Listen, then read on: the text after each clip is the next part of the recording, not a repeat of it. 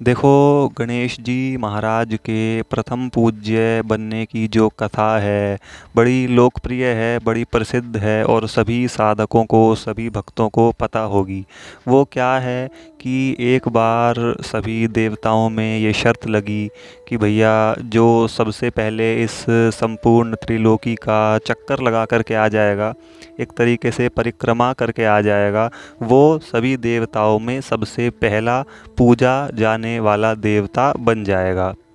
तो फिर उस समय क्या हुआ भाई, सभी देवी देवताओं के जो वाहन थे, किसी का ऐरावत, किसी का घोड़ा, किसी का मयूर, किसी का कुछ, तो किसी का सिंह, तो वो सभी तेज दौड़ने वाले, तेज भागने वाले थे। उसमें उस रेस में या प्रतिस्पर्धा में यूँ कह लो, गणेश जी भी शामिल थे, सभी को पता है।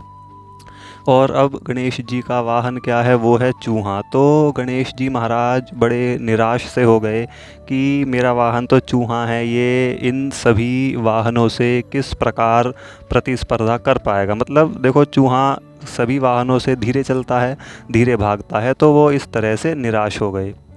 तब उनकी बुद्धिमत्ता में ये बात आई कि माता पिता ही हमारा संसार होते हैं। तो उनके माता पिता यानी कि भगवान श्री गौरी शंकर जी हैं। तो जब ये प्रतिस्पर्धा शुरू हुई तो सभी देवी देवता तो जो हैं अपने वाहन ले करके पूरी तीनों लोगों की परिक्रमा करने के लिए चल दिए।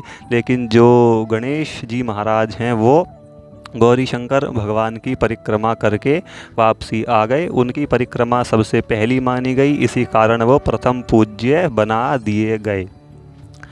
अब देखो, ये कथा प्रचलित है, प्रसिद्ध है, लोकप्रिय है और सभी लोगों को ज़्यादातर पता होगी, और वास्तव में कथा यही है। लेकिन हमारे प्यारे परम पूज्य श्री गोस्वामी तुलसीदास महाराज जी ने जब श्री रामचरितमानस लिख रहे थे, उसमें नाम की महिमा गा रहे थे, भगवान नाम का प्रताप वो लिख रहे थे, तो इसी विषय को, इसी प्रसंग को उन्होंने भगवान के नाम की महिमा से जोड़ दिया, वो भी बड़े सुंदर तरीके से।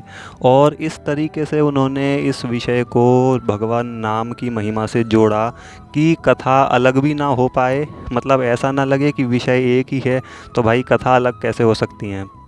कि कहीं पर तो बात ये आ रही है कि गणेश जी ने गौरी शंकर जी की परिक्रमा करी, यानी कि अपने माता पिता की, और कहीं पर कुछ और बात हो जाए। तो ऐसे नहीं, उन्होंने बड़ी मतलब बुद्धिमत्ता से इस प्रसंग को अपने शब्दों में, अपने भावों में लिखा, और इसी से भगवान नाम की महिमा भी प्रकाशित हो गई। अब देखो, श्री राम नाम की कितनी सुंदर महिमा गोस्वामी जी ने इस प्रसंग से जोड़ी है। तो एक चौपाई आती है, महिमा जासु जान गन राऊ। ध्यान से इसको समझना और समझने की कोशिश करना, ध्यान से सुनना, बड़ा आनंद आएगा। महिमा जासु जान गनराऊ की गणेश जी महाराज इसकी महिमा जान करके प्रथम पूज्यत नाम प्रभाऊ, इस नाम के प्रभाव की महिमा को जान करके प्रथम पूज्यत माने गए। प्रथम पूज्यत नाम प्रभाऊ, वो प्रथम पूज्य देवता बना दिए गए। तो ऐसी इस राम नाम की महिमा है। अब रामचरितमानस जी में क्या कथा आती है इस विषय पर कि सभी देवी देवताओं में ये शर्त हो गई, जो भी इस संपूर्ण त्रिलोकी का चक्कर लगा करके वापसी आ जाएगा, उसको प्रथम पूज्य बना दिया जाएगा। गणेश जी निराश हो गए कि भाई मैं अपने चूहे से, मेरा वाहन है मूषक चूहा, तो इतनी जल्दी इस पूरे संसार का चक्कर कैसे लगा करके आऊँगा। तब देवर्षि नारद जी ने, वही देवर्षि नारद परम कौतुकी, भगवान के परम भक्त, एकदम महान भागवत संत, तो देवर्षि नारद जी गणेश जी के पास गए, उनकी निराशा का कारण पूछा। गणेश जी ने उनको बताया कि मुनिवर, मैं इतनी जल्दी कैसे चक्कर लगा पाऊंगा। तो देवर्षि नारद जी ने उनको क्या बताया, महिमा जासु जान गन राहु। महिमा को जान करके नारद जी ने कहा, तुम बड़ी आदर, श्रद्धा और विश्वास के साथ पृथ्वी पर प्रथम पूज्यत नाम प्रभाव, इस नाम के प्रभाव से गणेश जी जो हैं प्रथम पूज्यत माने गए हैं, कि तुम पृथ्वी पर बड़े आदर से, सम्मान से, श्रद्धा और विश्वास से राम लिखो और फिर उसकी परिक्रमा कर लेना, तो संपूर्ण त्रिलोकी की परिक्रमा मानी जाएगी। तो गणेश जी महाराज ने उनको प्रणाम किया, उनको सम्मान किया कि मुनिवर आपका बहुत बहुत धन्यवाद, मतलब उनके प्रति आदर का भाव व्यक्त किया। और जब प्रतिस्पर्धा शुरू हुई तो श्री गणेश जी महाराज जी ने पृथ्वी पर बड़ा सुंदर सा नाम लिखा राम, और फिर अपने वाहन पर बैठ करके उस नाम की परिक्रमा कर ली। और जब प्रतिस्पर्धा का अंत हुआ तो उनकी परिक्रमा सबसे पहली मानी गई, और इसी नाम के प्रभाव से, इसी नाम के प्रताप से, इसी की नाम की महिमा को जान करके गणेश जी महाराज जो हैं वो प्रथम पूज्य देवता माने गए। बोलो श्री नाम महाराज की जय। अब देखिए यहाँ पर भेद हो जाता है कि भाई जब विषय एक है तो कथा दो कैसे। एक तरफ तो बात ये आई कि जब गणेश जी प्रथम पूज्य बने तो उसका कारण था कि गणेश जी ने अपने माता पिता की परिक्रमा करी थी। और अब दूसरी कथा ये आ रही है यहाँ पर कि गणेश जी जो प्रथम पूज्य बने तो वो उन्होंने अपने माता पिता की नहीं, राम नाम की परिक्रमा करी थी। तो देखो यहाँ पर मैंने पहले इसीलिए कहा था कि तुलसीदास जी ने कथा दो नहीं करी हैं, केवल ये कहने वाले का अपना अपना तरीका है, उन्होंने केवल अपने भाव लिखे हैं। अब वो कैसे, ध्यान से समझना, इसको कोशिश करना, सुनना। मैं भी अपना प्रयास करूँगा कि इस चीज़ को अच्छे से बता सकूँ।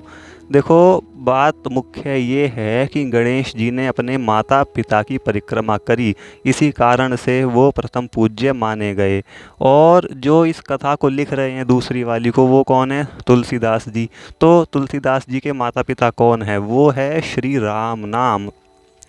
आप विनय पत्रिका पढ़ोगे तो उसमें काफ़ी बार जिक्र हुआ है, रामचरितमानस जी में भी इस बात का उन्होंने काफ़ी बार जिक्र किया है। और हनुमान बाहुक एक स्तोत्र है जिसको भी उन्होंने रचा है, उसमें भी ये जिक्र आता है कि पालेहु मात पिता सम आखर दोऊ, कि इन दो अक्षरों ने मुझको माता पिता के समान पाला है। कौन से अक्षर हैं? रा और माँ।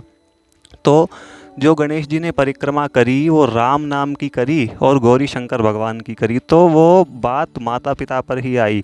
गणेश जी ने अपने माता पिता की परिक्रमा करी और जो राम नाम की करी वो भी माता पिता की ही परिक्रमा करी।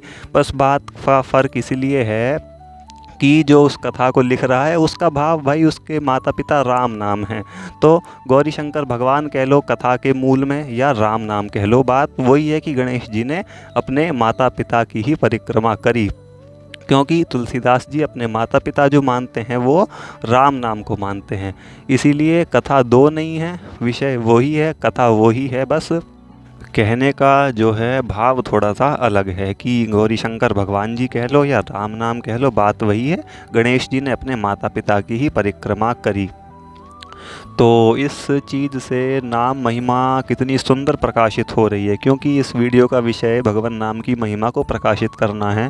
तो अपने मूल विषय पर आते हैं कि देखो जब बात आई कि इस संसार की परिक्रमा करनी है, इस संपूर्ण त्रिलोकी की परिक्रमा करनी है, तो उपाय सबसे बढ़िया, सबसे सर्वश्रेष्ठ उपाय क्या बताया गया, क्या निकल के आया कि भैया राम नाम की परिक्रमा कर लो तो उससे तीनों लोकों की परिक्रमा हो जाएगी। यानी कि अर्थ क्या हुआ, इसीलिए मैंने टाइटल पर लिखा है कि राम नाम में तीनों लोक समाये हुए हैं। इससे परे और कुछ भी नहीं है। अखिल ब्रह्मांड 14 भुवन तीनों लोक सब इसी केवल राम नाम में समाया हुआ है। और भैया देखो नाम की महिमा तो अनंत है, बड़े बड़े वेद पुराण शास्त्र इस महिमा को गाते गाते थक गए, तो हम जैसे भगवान के छोटे से सेवक दास इस महिमा को कैसे पूरे तरीके से गा सकते हैं। बस इतना ही कह सकते हैं कि जो जितना नाम जपेगा उसको उतनी ही महिमा का अनुभव होता चला जाएगा। तो वास्तविक प्रत्यक्ष नाम की महिमा का यदि अनुभव करना है तो उसके लिए तो हमें नाम जपना ही पड़ेगा। तो बोलो श्री सीताराम भगवान की जय।